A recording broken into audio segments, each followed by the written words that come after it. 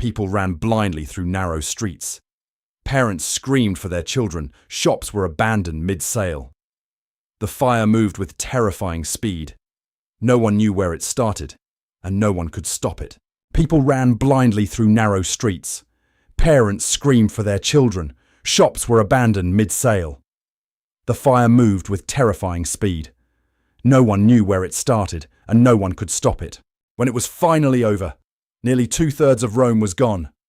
Entire neighborhoods reduced to ash, temples destroyed, markets erased. The capital of civilization didn't just suffer damage, it was scarred.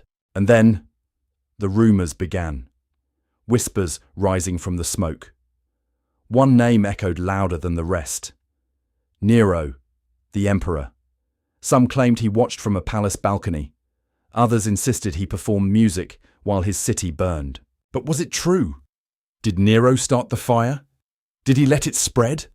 Or was he simply the perfect villain for a tragedy no one could explain? This is the story of the day Rome burned, and what really happened. As the fire spread, chaos turned into suspicion. Rumors moved faster than the flames. Some claimed the emperor had cleared parts of the city before the fire began.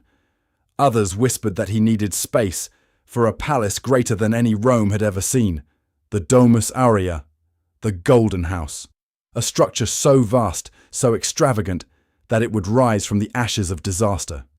But here is the question historians still debate. Did Nero cause the fire, or did he simply use it? Ancient sources accuse him. Modern historians hesitate, because the truth is buried beneath politics, fear, and propaganda. In July of 64 AD, Rome was a city of wood, oil, and narrow streets, a perfect place for fire to spread. The blaze is believed to have started near the Circus Maximus, a crowded area filled with shops and warehouses. Some say it began by accident. A cooking fire, a fallen lamp, a spark carried by the wind. But once it started, there was no stopping it.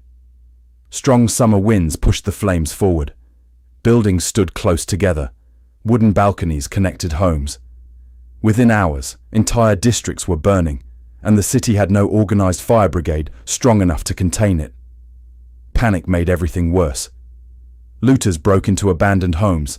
Crowds blocked escape routes. Chaos fed the flames. By the second day, Rome was no longer fighting a fire, it was surviving an inferno. By the third day, Rome was unrecognizable. Entire districts had vanished. Smoke covered the sky like a permanent storm. People weren't just fleeing the fire anymore. They were fleeing hunger, chaos, and fear.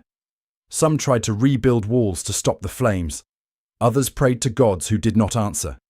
The heat was so intense that marble cracked, stone split, bronze statues melted.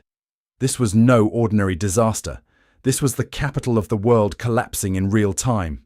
In the aftermath of the fire, Nero needed control. He opened his gardens to the homeless. He funded relief efforts. He even planned a new, safer Rome built from stone instead of wood. But suspicion refused to die. Ancient historian Tacitus wrote that Nero was not in Rome when the fire began. Yet he also recorded the rumors. Other sources were harsher. They claimed Nero desired a new city, a grander Rome, and the fire gave him the opportunity. Soon after, construction began. The Domus Aurea, the Golden House, a palace so vast it stretched across the heart of the ruined city. Was it proof of guilt, or simply ambition rising from disaster? History does not give us certainty, only fragments. But one truth remains: Rome burned, and Nero's name burned with it.